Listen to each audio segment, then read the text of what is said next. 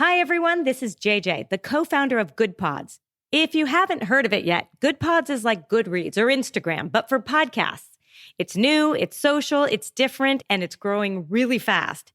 There are more than 2 million podcasts, and we know that it is impossible to figure out what to listen to. On Good Pods, you follow your friends and podcasters to see what they like. That is the number one way to discover new shows and episodes. You can find Good Pods on the web or download the app. Happy listening.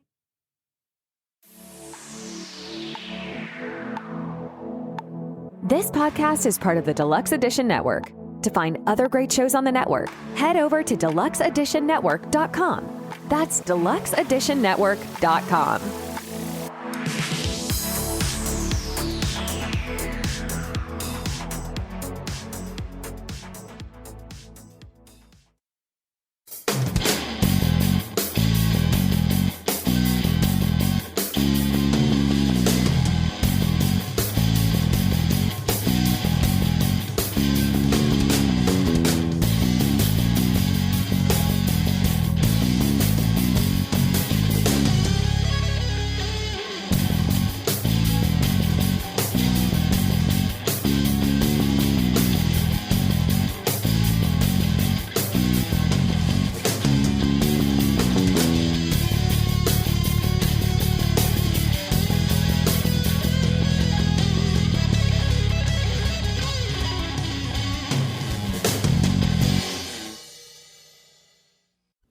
This podcast is hosted by Buzzsprout.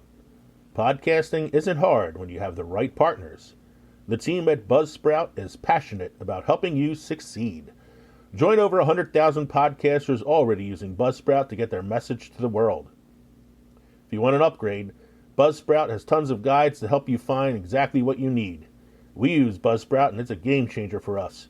An all-new analytics system helps us track who's listening to our show and where they're listening to it. If you'd like to use Buzzsprout as well, follow the link in our show notes to buzzsprout.com. And while you're there, let them know that Films and Fermentation sent you. Hey everybody, welcome to Films and Fermentation, episode 136. That's right, we are Films and Fermentation, a movie and alcohol podcast. I'm Leo. I'm Kevin. I'm Mike. We're three friends who like to talk shit about movies while getting shit-faced. This episode tonight, we do the unthinkable. We're going to revisit the recasting couch for episode 136 and recast a legendary 1939 classic, The Wizard of Oz. No. Some people may hear this and think we haven't got a brain. Some people may hear this and think we haven't got a heart. And some people may hear this and think, damn, you guys got balls. Yeah, I was going to say, we are not cowardly lions at all tonight, as we are recasting a film that probably should never be recasted. But we're going to do it. They will. Don't forget, you can email us at filmsandfermentation@gmail.com or visit linktree.com/filmsandfermentation to find all of our social media and podcast links. Become part of the Films and Fermentation family by joining us on Patreon and supporting the show, or buying our merchandise at teespring.com. Mike and I are both sporting some of the merch tonight. You can see that on the YouTube channel. I will not show you my shirt tonight. We are now part of the Deluxe Edition Network, the Den. If you'd like to know more about our podcasts or any other podcast on the Deluxe Edition Network, visit us at deluxeeditionnetwork.com. What are we drinking this evening, gentlemen? I know Mike's got the boring drink tonight, so Mike, you want to explain your situation? I'm on call again. So that means I'm drinking tea. Mike has one of those jobs where occasionally he's on call and he can't drink when he's on call. Kevin and I have a job that gave us off already tomorrow because we have a snowstorm heading towards the East Coast. And so we are both drinking. A blizzard, Andy, I'm a blizzard. My job, we have a meeting tomorrow morning, a full company meeting, and they've already booked the place and can't cancel. Because we got an email saying they can't cancel it for tomorrow. They've already ordered the band and set up the catering. They cannot cancel. They cannot cancel because next week the place will not be available due to construction. So I'm driving to Downingtown. Oh no, it's terrible. You can't drink, and you got to drive to far out in shitty weather. Yes. Yeah, what are you drinking tonight? Would you stop, dog? I never heard of that. What craft brewery is that from? Would you stop, dog?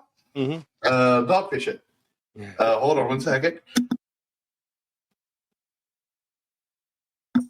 Sorry. Thank you. Editing that out. That makes it interesting, watching on YouTube. Yeah.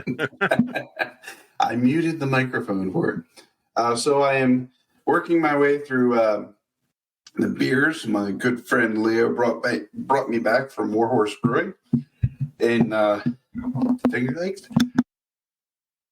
Bless you. And tonight I am going to start off with No Strings Attached, which is a Belgian white brewed with orange, cranberry, and spice.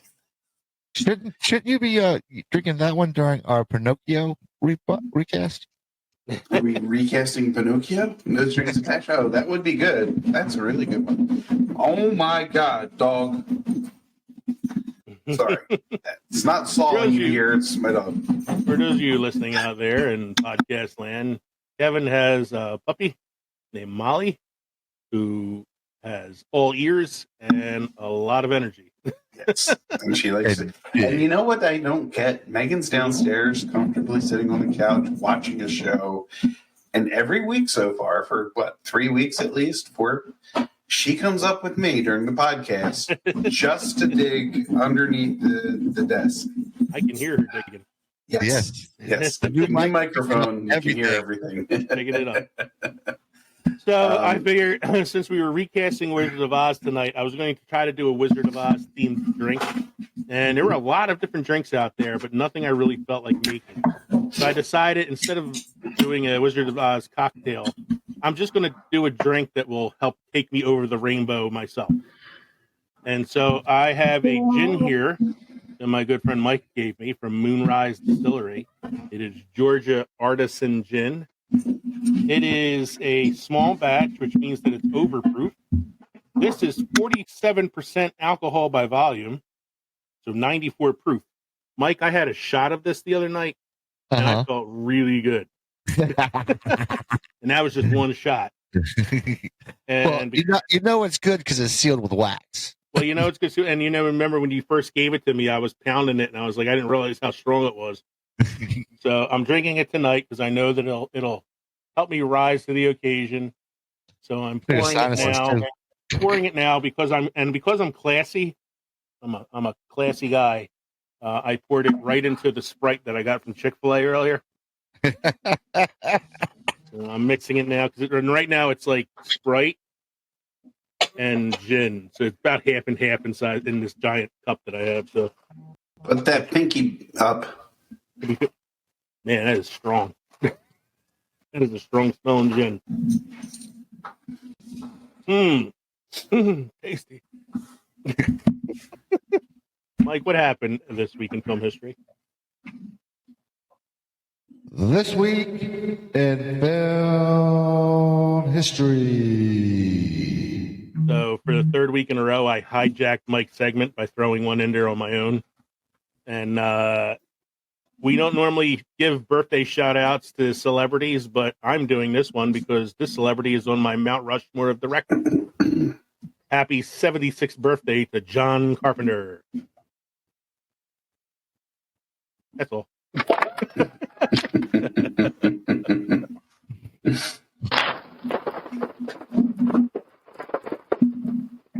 Started off strong, but didn't die there. Yeah, it keeps doing that. I don't know. What's your next one you got there? In 1961, the first episode of the Dick Van Dyke Show was filmed. Dick Van Dyke Show is actually a pretty funny show, considering the time period in which it was filmed. Yep. You know what the man could trip over an ottoman like nobody else. You know what the controversy was in that show when it first aired? No. Mary Tyler Moore would often be wearing pants instead of like dresses and skirts and stuff like women normally wore. She was a modern woman. And the last one you got there, Mike. In 1994, British comedy Four Weddings and a Funeral, written by Richard Curtis, starring Hugh Grant, premieres at the Sundance Film Festival. One of my wife's favorite films, romantic comedies. I can tolerate it. It's not one that I dislike. It's, I can't watch it as much as she likes to watch it. It introduced the world to foppish romantic lead Hugh Grant. And that was early in his career. He was still like stumbling. His whole routine was like a bumbling idiot kind of thing. It was it was the like befuddled Englishman. Yep. And then he met Miss Brown and he took a break for a bit. And when he came back, he had gained confidence and lost his speech impediment. It's the most mind-boggling story in Hollywood history when you're married to Elizabeth Hurley and cheat on her with a hooker. And not even an attractive one. And then, just in case you're wondering, does Elizabeth Hurley still look good? Yes, she does. She's 63 years old and has launched a brand new bikini line that she models herself on Instagram. And she looks phenomenal. So she's one of those Hollywood vampires.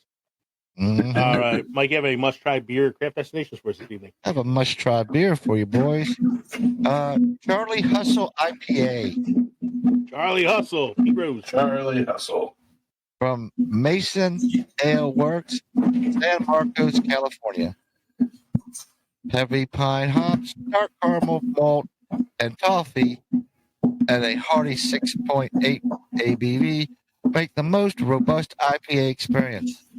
Moderate carbonation means there isn't much foam atop this dark red hazy ale.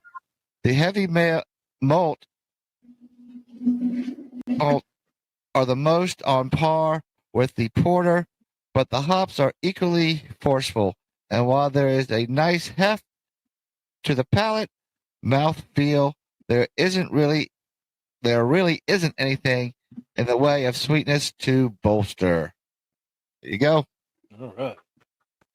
So Charlie I Hustle. know everybody out there is waiting for the next segment, our favorite segment, Synopsis According to Glip. But unfortunately, I was unable to acquire a Glip synopsis this week. It happens sometimes. Occasionally,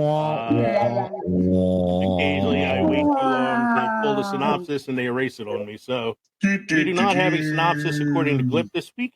Instead, we have a brand new segment that we're trying out for the first time. Kevin will be presenting this segment for us. It is called Beer News. Hold on, I'll do this again. This segment is called Beer News is Good News. That's right, gentlemen. Beer news is good news. Go for it, sir. What's your beer news? This week in beer news, Governor Phil Murphy just recently relieved restrictions on New Jersey craft breweries. On Tuesday, he signed a bill that would give brewery owners a little more latitude to plan events, to allow the customers easier access to food. So now, if you're in New Jersey, and many of us are, you will have remembered that not too long ago they had put the kibosh on things like food trucks or food service outside of breweries. They could only, I think the restrictions on events were limited to like once a month, maybe. And now breweries can serve coffee, soft drinks, and they're not going to have to check with the state about any of that stuff. They're able to coordinate with food trucks and restaurants in their townships. Oh my gosh, that's all. They are going to be able to hold events, unlimited events. There's no reason to, no limitations to them. And just kind of like alleviating some of the red tape that breweries were kind of faced with during these recent years. So good news. And as we say in our industry, good news, beer news is good news. This is actually really good, since considering like over this past week, I heard of 3 breweries that were kind of like going the way of the dodo. one not too far from us, Forgotten Boardwalk, has had issues with their actual establishment, so they're not going to be hanging around much longer. Flying Fish had to file for bankruptcy, and one that's in Collingswood, which was Devil's Creek, is departing, but that's being replaced with it's being replaced with this a tasting room from one in Swedesboro Brewing, which my wife and I have tried out not too long ago, and they have some really good stuff. Actually, there's a wax capped bottle in our refrigerator right now, which I know we were saving to caramelize. So we may try that tomorrow. So, and amidst all this sad news among breweries recently, this is a breath of fresh air. Back to you, Leo. That was Beer News is Good News. Now, since I wasn't able to do a glip tonight, Beer News is Good News is brought to you by Newsly.me. Newsly.me is an audio super app for iOS and Android that reads the news to you in a natural human voice. Stop scrolling, start listening, go to Newsly.me today, use the promo code MPerment, and get your first month premium subscription for free. We're going to take a short break and play some promos from some of our podcast friends. But when we come back, we're going into our main segment, Doing the Unthinkable, folks, recasting The Wizard of Oz from 1939. We'll be right back. Bev's Video Kingdom. Because the movies won't talk about themselves. So Andy crawls through this river of shit. He comes out, visits a dozen banks, and no one's like, I'm a little concerned about the guy in the suit. Right. It smells like shit. You mean the guy that literally washed himself in a river full of shit and is supposed to smell good? Dude, that's completely the Mallrats stink palm, which takes like 3 or 4 days to wash off. Oh, last time I scratched my ass, it smelled like Bigfoot's dick for a week. Bev's Video Kingdom. Listen wherever you get your podcasts. Have you ever watched the news and wished that you could see something more positive, or looked online and saw all the aggravation and anger and hatred out there and thought to yourself, why can't I just see more positive things in my life? Hi, I'm Mike Rathbun, and I'm the host of the Kindness Matters podcast. Every week, we promise to bring you stories that will uplift you and motivate you and inspire you to see the kindness and be the kindness that this world needs more of. Tune in, the Kindness Matters podcast with me, your host, Mike Rathbun. All right, we are back from our short break. Thank you for staying with us. We're going into our main segment now.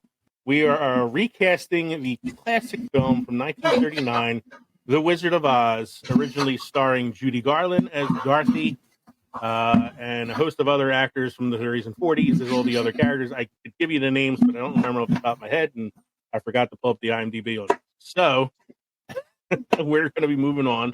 What we are recasting are what we decided were the 7 main characters of the film. So we are recasting the witches. That would be the Wicked Witch of the West and Glinda the Good Witch. The wizards himself, we are recasting. The Cowardly Lion, the Tin Man, and the Scarecrow, which are Dorothy's 3 companions on the Toto. adventure. And do we have to recast Toto? I think Toto was perfect. I don't think you can recast Toto. And of course, we're going to recast his mom. Dorothy. The only characters we are not recasting are the aunt, uncle that we meet at the beginning, and the Munchkins, because there's far too many of them, and we already decided that every Munchkin is going to be played by Deep Roy anyway. So, and the Wicked Witch of the East. She had a very short role. Yeah. So we will be starting then. We're going to go from the bottom to the top. So we're going to start with the Wicked Witch of the West. Ooh. I don't remember who went first the last time we did one of these segments. So, do anybody want to volunteer to go first? Or why don't we do it age order, and then we'll cycle through for each one that we do. So are we going oldest to youngest? Because then Mike will go first. That works. Yeah. Okay. Age before beauty. Age before beauty. Go ahead, old guy. So for the Wicked Witch of the West, I'm going to cast Lena Headey. Lena Headey. Ooh, he's going with Cersei for the Witch. Yeah. I am. That's a good one. I didn't even think of that one. No, that is good. She can play a bitch very well. I was gonna say she's the Wicked Witch of Westeros. Nice. So, I mean, that kind of is very fit. That's a good one. That's a really, really good one. I had trouble with this because I was thinking like the actress who played the Wicked Witch in the original film was scary and kind of ugly, and I'm like, there really aren't many actresses nowadays that I would describe in that fashion. And you don't want your Wicked Witch to be like beautiful. Like they tried doing that with Mila Kunis in the Oz thing that with James Franco, and it's like your Wicked Witch thing isn't supposed to look like Mila Kunis. Yeah, but they got enough, stuff now that they can make they make Charisse Theron look like shit. Yeah, I know. If you can do that, you can do anything. You can do what was that one girl that was on The Witcher? She played Yennefer. Remember her in the first season? Oh, when they made her the hunchback and all that, and then all of a sudden she became one of the most beautiful women in the world. Exactly. Yeah. So they can do that. They can make anybody. You know what? Even when she was a hunchback, she was still pretty attractive. I mean, she can Quasimodo. Yeah.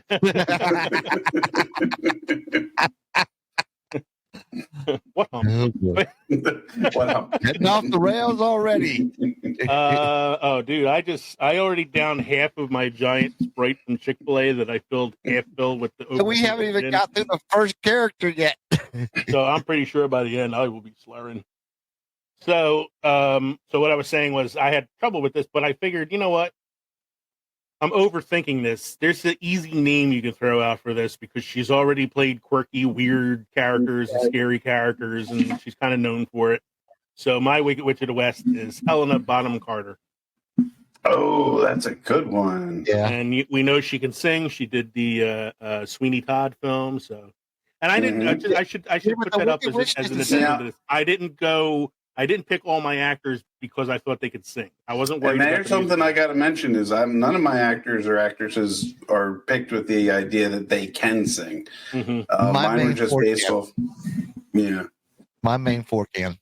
Your main four can. I didn't really worry about that too much because I figured you'd always do like a lip sync thing, Right. And look, sometimes actors and actresses can surprise you. Look at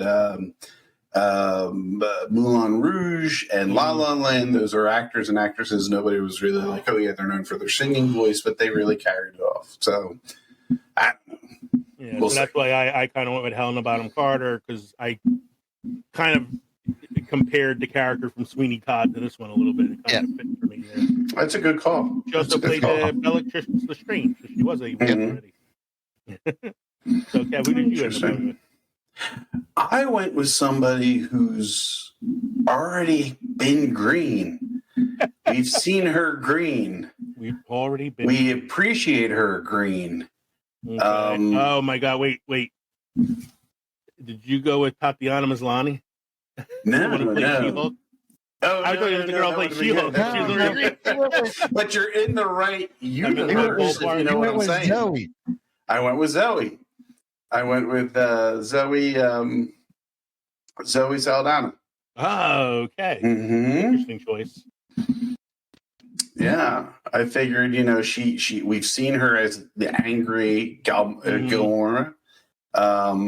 We've seen her green, and I really think she could pull that off. And we haven't seen her ugly, so like Mike said, you really got to ugly her up. Not an easy task. So Mike went with Lena Headey, who is already played the Wicked Witch of Westeros. I went with Helena Bonham Carter, who has already proven herself as both a singer and a witch. And Kevin went with Zoe Saldana because we've already seen her green. It looks like Molly got kicked out. Molly left. Gone. No more digging, doggy. No. Molly left. She's downstairs. She left and I closed the door. I have to say, I think this is a pretty strong start. I think it is. We all came up with some pretty good ones for the Wicked Witch of the West. So then the next one would be Glinda the Good Witch. So this is the one that helps Dorothy out when she first lands in Oz, and tells her to follow the yellow brick road and all that stuff. And so Mike went first in this one. How about I'll go first, then Kev, then Mike, and we'll kind of rotate around. Yep. Yeah. So for this one, Glinda the Good Witch. Again, I came up with mine pretty quickly. And once I came up with this, I was like, you know what? I'm not changing it. I'm not going to think about it anymore. I'm not worrying about if they could sing because Glinda really doesn't have much of a singing part anyway. No. So I went with somebody who is beautiful, who I think has the temperament to play this type of character, who is a redhead, which I love anyway. And I like putting her in my movies. So I went with Jessica Chastain as my Glinda. I can see that. That's good. I think she's kind of in the age range of the actress who played her as well in the original. So that would be Kevin then. For mine, I was trying to look at a balance between the Wicked Witch of the West and Glinda. And I was struggling. This was the one I had not filled in until I got home and talked it over with my wife, and she put something out there which really kind of worked. I chose Quinta Brunson from Abbott Elementary. From Abbott Elementary. She just won the Emmy. Best actress. Yes. She's not, I mean, like classic, beautiful, whatever, but I think if you look at the dynamic between the Wicked Witch of the West and Glinda, it kind of works. She's got a comedic thing, and you can kind of put that in there, especially if this is going to be a new age of Wizard of Oz anyway. You know, throw some comedy in there. So far. That's a good one. That's a what do you call it? Out of the box one. She's somebody I think that, considering the success she's had at Abbott Elementary lately and winning the Emmy and everything, she's probably somebody you're going to be seeing more of anyway, and possibly in movies and stuff too. Yep. So then that leaves Mike. So I went with somebody that could play with the chipper attitude like Glinda has, and I fell on this one pretty easy. I went with Kristen Bell. Hey, perfect. He's a really good one. That works. I think if we had been casting this 10 to 15 years ago, I would have made Kristen Bell my Dorothy. But I think given the fact that she's probably, 40 now, she's probably close to around our age, that she fits the Glinda role. She's that old? She's around the same age as Jessica Chastain is. So she's around the same age as Kate Beckinsale. Kate Beckinsale is around our age. Kate Beckinsale is 48. Oh, so you're saying she's my age? Your age. Did I ever tell you that story from Kevin? He had just finished watching. Was it the third Underworld film or whatever it was, or one of the Underworld sequels that she was in? And I said to him, how was it, man? I want to see it. And he's like, I was all right. He goes, dang, Kate Beckinsale's starting to look her age, though. And I went, our age? She's the same age as us, dude. She looks way better than I do right now. I got teeth falling out. She's so fucking hot. Right. So that is Glinda the Good Witch. That brings us to the Wizard. So Kev will go first, and then me. I'm kind of glad I'm going last on this one because I'm really excited about my pick. Where did I start? Because I switched him up. I had somebody there. Okay.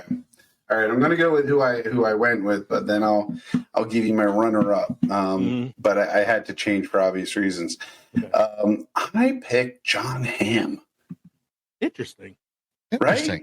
I like that one. I mean, he's not young, but he's not old. He's dynamic. I think seeing him as Michael in Good Omens, I was kind of putting him into that mentality of having an omnipotent, being, even though the wizard really isn't.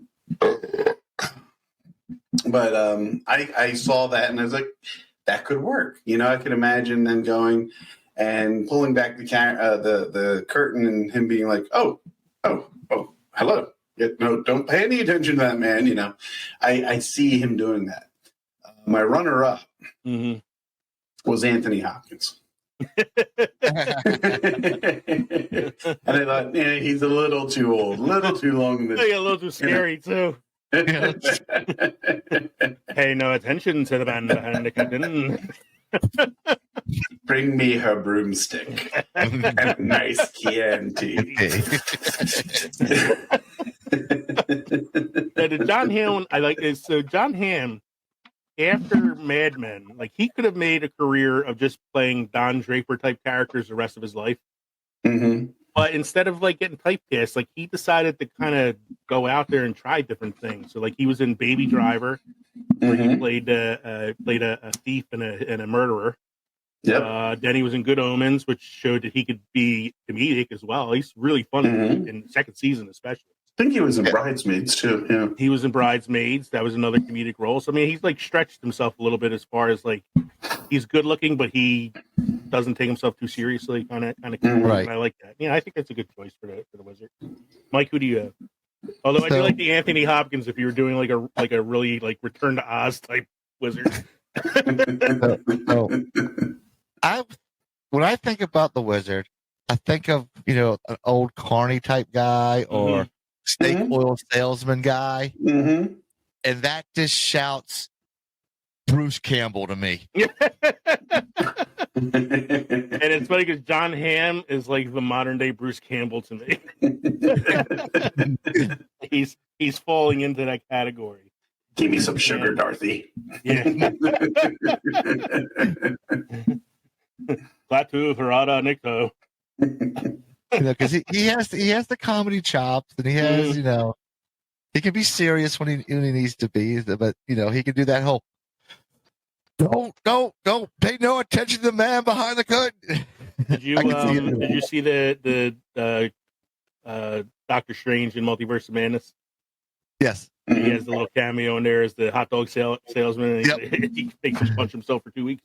I think it's based on his cameos in like the Spider-Man films and stuff. Like, that was Sam Raimi too. He did Doctor Strange in the Multiverse, right? Yeah, it was Sam Raimi, and Bruce Campbell's his guy. He did all the Evil Dead films and shit. Yeah, I think that'd be kind of funny. So, my guy, totally not your two guys. Not just in acting style, but in appearance as well. I decided I wanted to mix this up a little bit, and I thought it'd be really comical and kind of fun if our Wizard was kind of like the Munchkins himself. So my Wizard is Peter Dinklage. I figured you were going Peter Dinklage. I think that's an really interesting take on it, though. One of the Munchkins actually being the Wizard, and not that he's a Munchkin, but because he's a little person. I just thought it was kind of funny to have this giant floating head that's always screaming at the main characters, and then you're led to believe that it's this big amazing thing, and then all of a sudden it's Peter Dinklage. I kind of think of like Endgame where he plays the giant. Yeah, Peter Dinklage can be intimidating. Come on.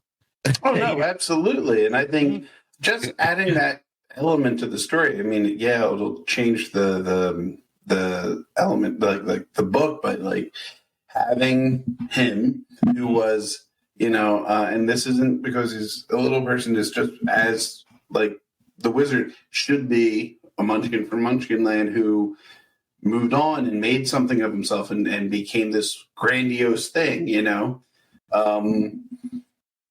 Yeah, just like you don't know where the people of Oz come from, and that would just be an interesting turn. Well, I was also thinking in terms of like his analog character in Dorothy's real world is Professor Marvel, the traveling circus magician guy, and I'm like, it would make sense for somebody like Peter Dinklage to be part of the circus in the story takes place in. The con man, the snake oil salesman, the whole snake oil salesman, but also like. As a little person, he would have been like a carny type anyway. Yeah, carny guy. Yeah. But I thought it was just an interesting little little curveball on it. That's good. We all went with the carny thought. The carny, yeah. My wife, I will say, agreed with all my picks except for Dorothy. So we'll keep that one in mind. I did have as a runner-up for the Wizard, because again, it's another person I'd love to throw into my movie casts is Donald Glover. Okay. Yeah. I feel like Donald Glover could fucking do anything, so I'm like, I just throw him into everything. So. All right, so that brings us to the Cowardly Lion. Yes, it does. And it's back to me again, right? No, back to Mike. Or back to Mike, I'm sorry. So Mike's first, then me, and then Kev. Yep. And so the toughest part I had with this was my 3 traveling companions are kind of, it could be interchangeable, depends upon how you want to look at it. I had the same thing with mine too. So, and this one, I went with the one that kind of looked more the character, could sing, and has a little bit of comedy chops in him for it. I went with Ewan McGregor. Okay. As the Cowardly Lion. Hello there. Interesting choice. If I were king of the jungle. Not this is probably the one that I went through the most changes on before settling on who I settled on. I originally went with Nathan Lane because I know he's a comedic actor, he could sing, and I feel like he fits the profile. But he's also a little bit older now, so I thought, okay, well, let's go with somebody who's kind of similar to that. So I went with Zach Galifianakis next. And I was like, I don't know. I feel like I use him all the time when I'm trying to fill a comedic role. And then I was like, why don't I change it up a little bit? Why don't I make it a different gender? And so I went with Melissa McCarthy next. Because I thought I could fill that role. And she just did Ursula and the Little Mermaid. Yeah. And then I was thinking, but then you'd have to change it to like Queen of the Forest. And I was like, you know what? No, fuck it. I'm going with a completely different direction to diversify my cast. And also because I want to have this guy in all my movies anyway. So instead of making him the Wizard, I make Donald Glover the Cowardly Lion. Because Donald Glover can That's a good call. I see him being very suave, like Lando. You're going Jack Black. You know? I can see him like doing the suave thing as a way of hiding the cowardly thing. Right. But like putting that on bravado out there is like, I can do it. I can fight you with one hand behind my back, you know? He can rap if I were King of the Forest. What's his name? Little Gamboni or? It's Childish Gambino. Childish Gambino. Do you know how he came up with the rap name Childish Gambino? No. He went on one of those websites where they generate rap names for you. And that's how he came up with it. So who's your Cowardly Lion there, Kev? I also went through a process. I think you and I went through the same process, but I stopped after the second one. I went with Zach Galifianakis. You know, and then I see clips of Between Two Ferns. I think of him in The Hangover. You know, he can play that, you know, that he puts up a front, but he's actually very sensitive, especially from The Hangover where, you know, he just wants to be liked by everybody. So I was like, yeah, that kind of works. I could see him being the Cowardly Lion. You know what's better than Between Two Ferns? It's the bloopers from Between Two Ferns. Where he like says something and cracks him, goes, "My God, that was so mean." But yeah, I had the same thing. Like, you know, just thinking of his character in The Hangover made me think of him for this. Okay, so that moves us to, we're going to do the Tin Man next, correct? Did Caesar really stay here? So if you want to go in the order we're supposed to go, we're going with the Tin Man next. So that's me then, right? That's you. Okay. For the Tin Man, I wanted somebody who could sing, who can dance, and who was a little bit on the younger side. I originally was going to go with like Paul Rudd, but I wasn't sure about any of the things I just mentioned. So I just said I wanted to go younger anyway. So I went with Skylar Astin, who is probably best known for his role as Jesse in the Pitch Perfect films. He's the guy that plays Anna Kendrick's boyfriend.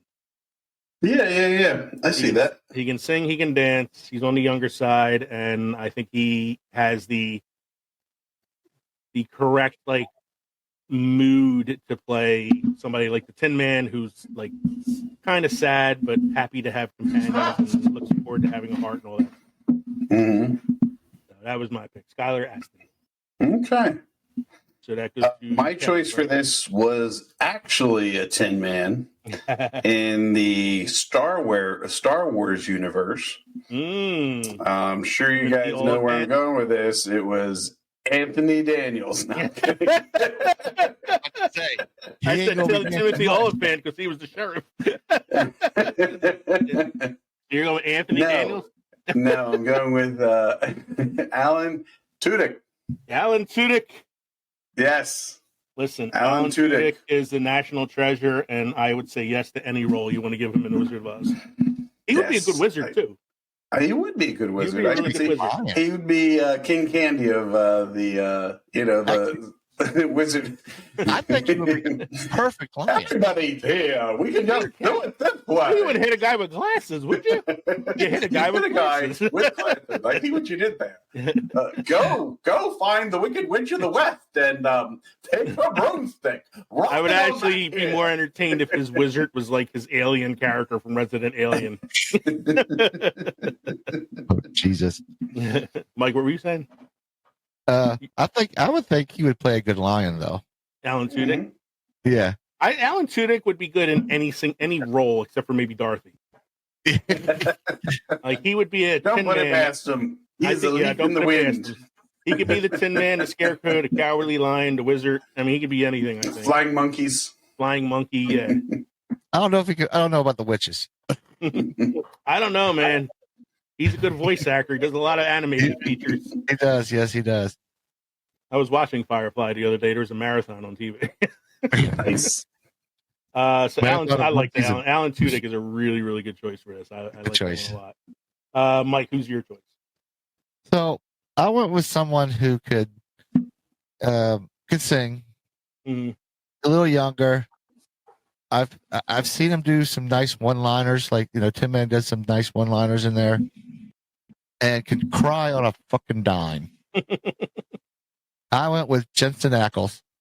Hey, you like your okay. supernatural. Mm-hmm. Didn't I use him I used him last time for Tombstone. No love for Jared Padalecki. It's all about Jensen Ackles.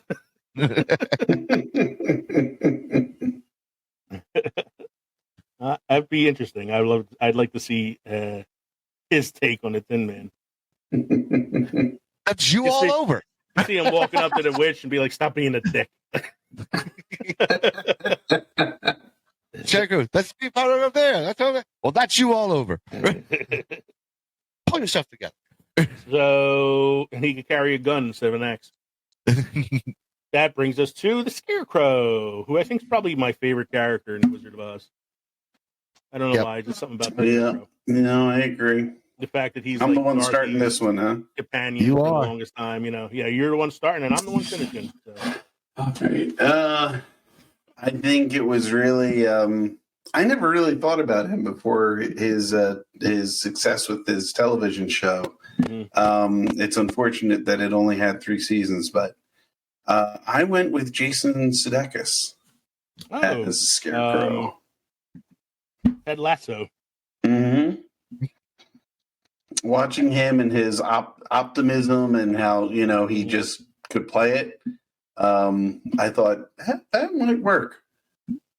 I like Jason Sudeikis. Ted Lasso was an amazing show. Mm-hmm. There's a video you should check out. He has Jason Sudeikis has this charity that he runs that he does this concert for every year to raise money for it. And at their most recent concert, he was singing "Shallow" from Star Is Born. Mm-hmm. And as it gets to the woman's part, the actress who played the owner of the team, walks out on stage. I can't think of the actress's name, but she walks out on stage and starts singing the Lady Gaga part, and she's fucking phenomenal. Oh, she can belt it out. She's awesome. She could have been a good Glinda. Yeah. It was Whittingham is your last name. I can't think of her first name. Hannah Whittingham. Yeah. Mm-hmm. Mike, who is your Scarecrow? My Scarecrow. This took a little bit of thought. I wanted somebody who could sing, someone who can dance, someone could be that big brother type character for Dorothy. So I went with Hugh Jackman. He'd be the most Jack Scarecrow of all time. The Wolverine of Scarecrows. He wasn't that jacked when he did Greatest Showman. So no, I know he gets jacked for the Wolverine role. I'm coming for you, bub. Anything like Les Miserables, like he did that. Yeah. Yeah, Hugh Jackman. I mean, Hugh Jackman's kind of like a proven commodity when it comes to musicals. So, oh yeah, I don't think you could go wrong with him. He's another one I think would have been a good wizard. Is he an EGOT winner? He has not won an Oscar yet. Okay. So he hasn't. I think he has an Emmy. He has a Golden Globe and a. He's definitely got a Tony. He doesn't have an Oscar. Okay. Yeah, and I thought with the three characters I have, I thought the three of them could really work good together as well. You think they'd harmonize? Yeah. And he's another one I think too. You could have put in a wizard role. Yes. Given his Greatest Showman thing that he did, I think he would be a good wizard character too. But I like having him in the Scarecrow because then you get him singing too. You don't get him singing as a wizard. Yep. Now for me, with the Scarecrow, I originally had Donald Glover. I had him in every role. I decided I wanted to again diversify my cast a little bit, and I went with somebody fairly new to the scene. I would say he can sing, he can dance. He knows how to act with companions, and he is somebody I think would be really good for a role like this. So I went with the brand new Doctor Who, Ncuti Gatwa, who got his start on Sex Education, and now is the new Doctor. And then when I said good with companions, I thought Mike was going to think I was going to say David Tennant. I thought you were going to say Ki Hu Kwan. David Tennant could probably do it too. David Tennant would have been a really good Scarecrow. David Tennant would have been a really good wizard. A lot of actors could fill the wizard role, I think. But no, I went with the new Doctor Who, Ncuti Gatwa, as my Scarecrow. I originally had him as the Tin Man, but I was like, I need him in a role that's a little more animated. Yeah, I think he can do that just based on that one Doctor Who special. I can tell he's a pretty animated guy. You know who could be a good Scarecrow? Owen Wilson. Owen Wilson. Oh, wow! Look at that! Oh my god! Yeah. If he was 10 years younger, maybe. You make him the wizard. Again, another wizard. Follow the yellow brick road. Trying to get where you need to go. I understand. That's great, but we got to move on. I need a brain. He needs a heart. Wow! Paying no attention to that man behind it. Where am I? Because I got to do it at some point. Where am I throwing Christopher Walken in this? It has to happen at some point. Is Christopher Walken my wizard? Maybe. No. You know who Christopher Walken is? Who? He's the guy with the horse in a different color. Is he the guy guarding the gates? He's the guy guarding the gates. Come back tomorrow. Come back tomorrow. I had an A&M as well. Wow. Well, that's a horse of a different color. You had it in yourself all along, Darcy. All you had to do was tap your heels together 3 times. Surrender, Dorothy. Who's Dorothy? Oh, we owe her. Make him one of the guards. Oh, we owe her. We owe. Oh, we owe. Whoa. Whoa. Whoa. Don't rush me. Don't rush me. If I were king of the forests, I'd have this watch up my ass before you did. All right, before we get too far off the mark here, because I'm starting to feel this gin. You got to get the... We're going to take another quick break, play a few more promos for you. And when we come back, we're going to finish off our recasting of Wizards of Oz when the 3 of us reveal our new Dorothy. We'll be right back. Hey, this is Ron. Do you like movies? Hey, this is Ragnar. Y'all like alcohol? Hey guys, this is Stu. Do you like punishments? Hey, this is Goot. Do you like cinephiles? Hey everybody, I'm Chase. You guys like alcohol poisoning? If you like all of that, then check us out at Barrel Age Flicks. We're on Apple, Spotify, and all the other platforms out there. The Deluxe Edition Network, also known as The Den, is an incredible podcast network that offers a wide variety of entertaining and informative podcasts. With a lineup of shows covering various topics, such as interviews with a wide variety of guests, history, music, relationships, true crime, and so much more. The Den provides content that caters to a diverse range of interests. The hosts and guests on the Deluxe Edition Network demonstrate a deep passion and expertise in their respective fields, making each episode on each show engaging and thought-provoking. The network fosters a sense of community by encouraging listeners to interact through live chats, social media, and forums, creating an inclusive environment for discussion and sharing opinions. With its commitment to high-quality production, the shows in the Deluxe Edition Network continue to captivate and entertain its ever-growing audience. Whether you're a podcast enthusiast or someone looking to explore new topics, The Den is a fantastic platform to dive into and uncover fascinating insights from experts in their fields. The Deluxe Edition Network is the home of independent awesomeness. To find all these great podcasts in one convenient location, head over to deluxeeditionnetwork.com. That's deluxeeditionnetwork.com. We are back from our second short break with our main segment, Recasting Wizard of Oz. Before we get to our final casting choices for the role of Dorothy, Kevin, you moved on from your original drink? I did. I have moved on to Trogue's Mad Elf, the Mad Elf, which is a holiday ale brewed with cherries and honey. And it is 11% alcohol by volume. So I'm absolutely guaranteed to feel it. I am Not as much as the gin. still drinking.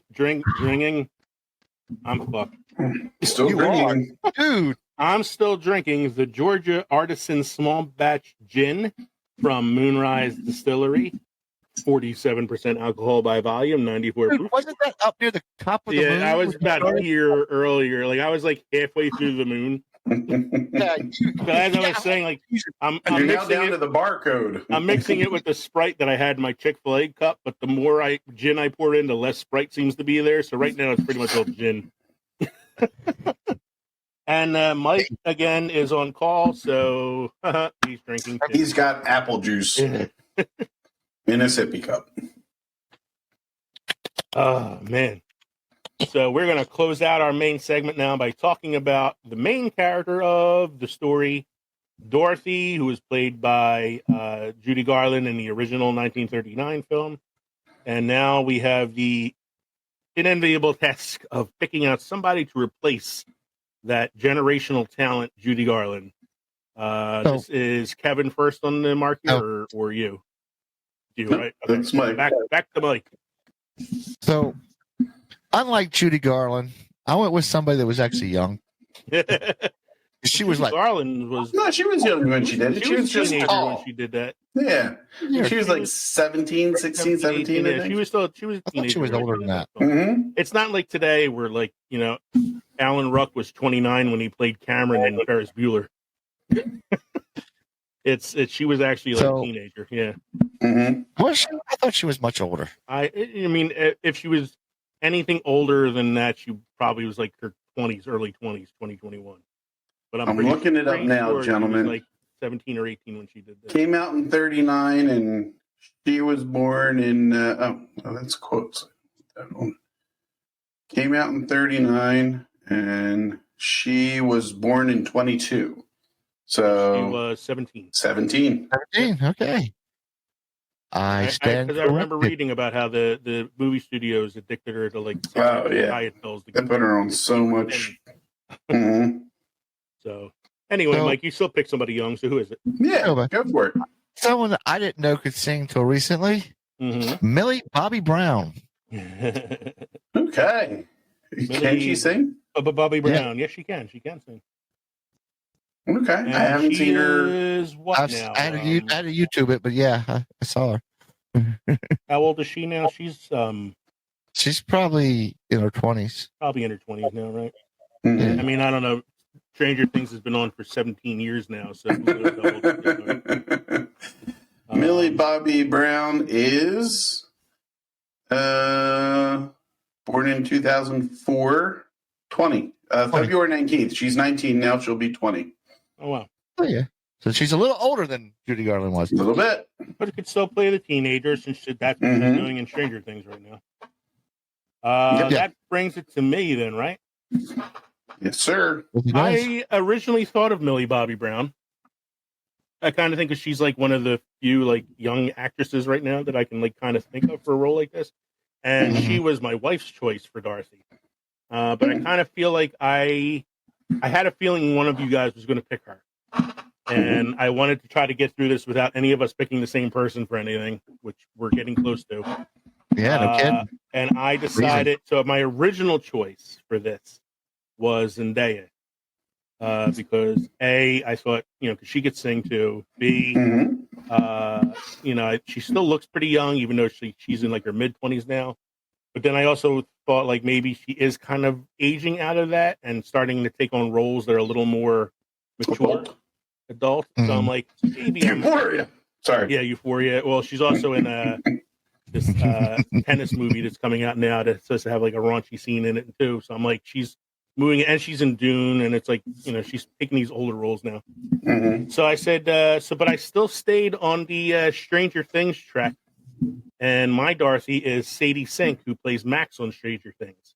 Max. So I decided to put a ginger in my gingham gown. Is that hair going to clash with the ruby slippers? I don't know. And that all comes down to Jessica Chastain and her red hair handing her the ruby slippers. So okay. I got double ginger in my film. I see this. Right. So, but I went with Sadie Sink from she's in the Whale, the movie that Brendan Fraser just won the Oscar for. Yeah. She plays his daughter in it, and she is amazing in it. So I'm like, she's showing that she's a really good actress as well. So that leaves it to you, Kev. You are last on the docket.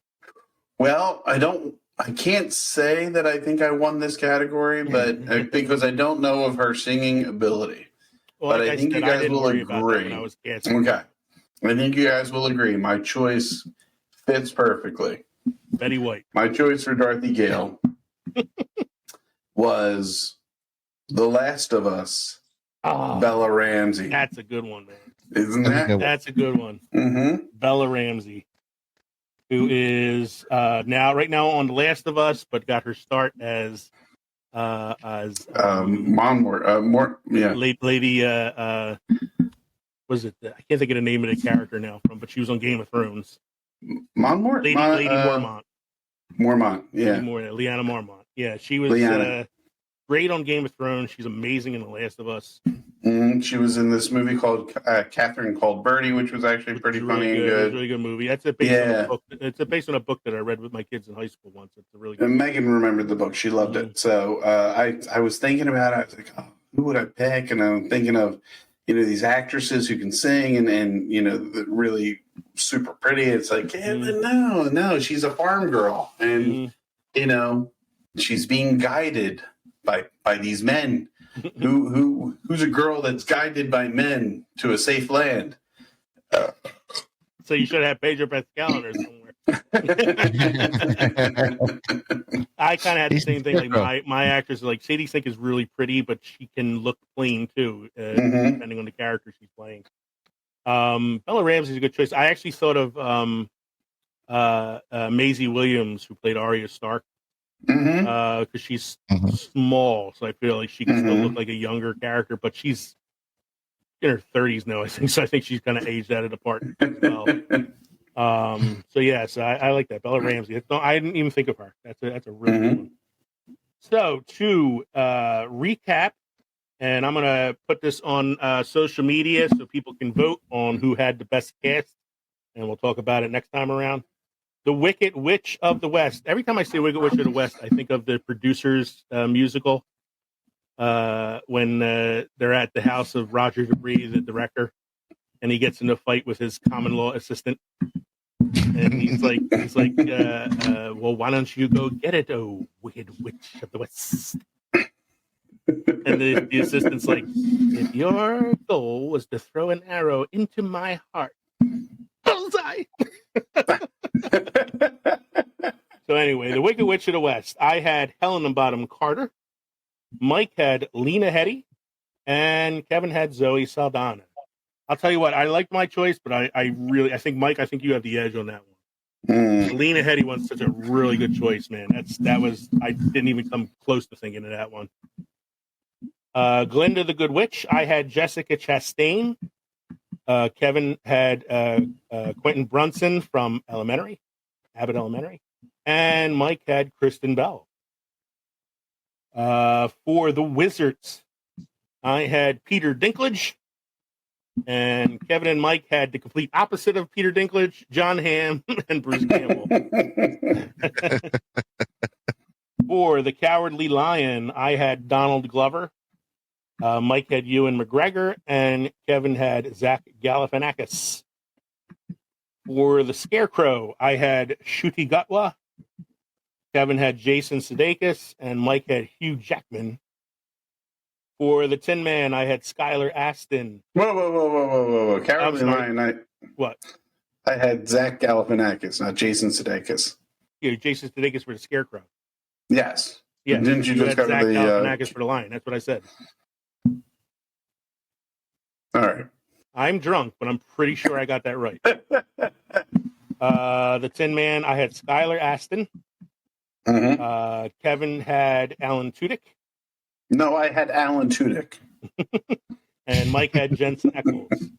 I'm going to give that one to Kevin, I think, because Alan Tudyk is a national treasure. And then for Dorothy, I had Sadie Sink. Mike had Millie Bobby Brown. And Kevin had Bella Ramsey. Yeah, I like a lot of your choices. And Mike, I like a lot of your choices. I'm starting to like my choices a little less based on some of your choices.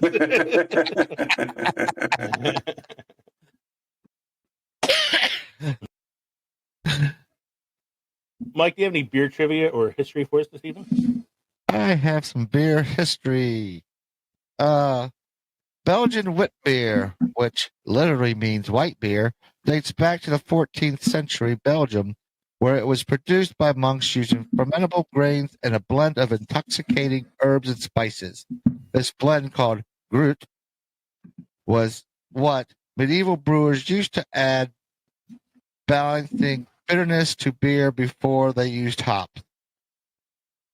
In the 16th century, the small town of Hogaten became famous for its version of wit beer, which they brewed with barley, wheat, and oats. There you go. I like Hogarth. It's funny because I'm watching Mike, at least on my computer, you're not lined up. I'm still watching you read. Like you're still reading right now. Why are you still reading? I'm not reading. Somebody's lagging. Somebody's got a little lag in their computer there. Yeah, there it is. Wow. Okay. It's funny you mentioned Belgian wheat because that's what I had. Yeah. So how was your drink tonight, Kev? My no strings attached was good. I didn't feel connected to it really, almost as if it had no strings attached. No, this was a really good one. I think you may have brought this one back from you before, but it is definitely a Warhorse one. Yeah. Mm-hmm. Very good one, and you can't go wrong with Mado. So I am now down to this much left in my bottle that Mike got me. So I'm halfway through an overproof bottle of gin. I am going to be feeling awesome tomorrow morning. I feel awesome now, but I'm going to feel awesomer. You'll feel awesome now, but tomorrow morning, not so much. Awesomer. Mike, how was your tea? Relaxing. Anyway, thank you all for joining us tonight for episode 136, the recasting of The Wizard of Oz. Like I said before, I'm going to be posting our cast choices on social media. You all can go out there and vote for us and let us know who had the best cast. We'll talk about it on next week's show, and we'll give you a little shout out. So we hope you enjoyed listening to this podcast as much as we enjoyed recording it for you. Don't forget, you can drop us an email at filmsoffermentation@gmail.com or visit linktree.com/filmsoffermentation to find all of our social media and podcast links. We are on Instagram and TikTok and Twitter and Facebook. It's not Twitter anymore. And all those things out there. So I still don't want to call it that. So you can go out there and find our social media and find our thing where you can vote on our cast. You can still go to Patreon to support us. Go to teespring.com to buy our merchandise that Mike and I have been modeling for you this evening on the YouTube channel. And go to deluxeeditionnetwork.com to find out about more about our podcast and the other podcasts at The Den. Don't forget to stop to don't forget I'm drunk. I'm feeling pretty happy right now. Don't forget to stop by the crossroads between pickled and fermented next time around for episode 137. We haven't decided on the title for this one yet, so I'm just going to go with You Can't Handle the Booze. You Can't Handle the Booze. The best in courtroom movies. So we're going to visit the courtroom next week. Once again, I'm Leo. I'm Kevin. I'm Mike. Thanks again, everybody, for all your support. Keep listening to the show. Let other people know about it. Help us stay relevant in the podcast community. We'll talk to you next time. Cheers, folks. Cheers. And remember, we represent the lollipop guild, the lollipop guild, the lollipop guild. Cheers. No attention to that man behind the curtain. Wow.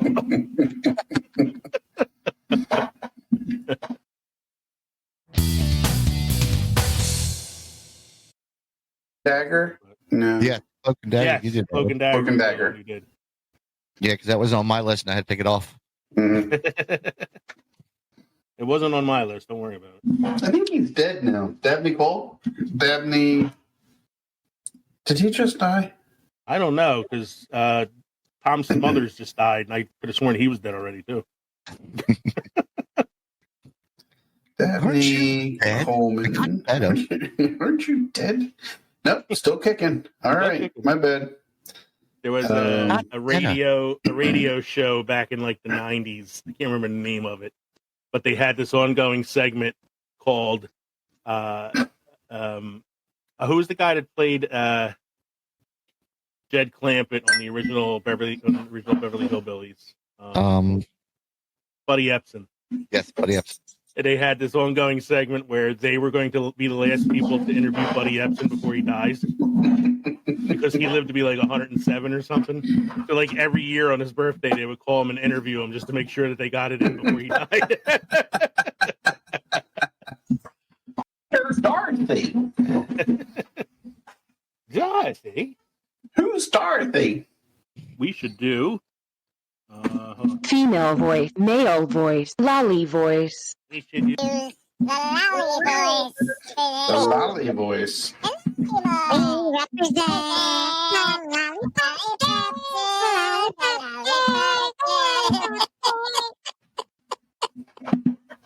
guild. Everybody just tuned out right now.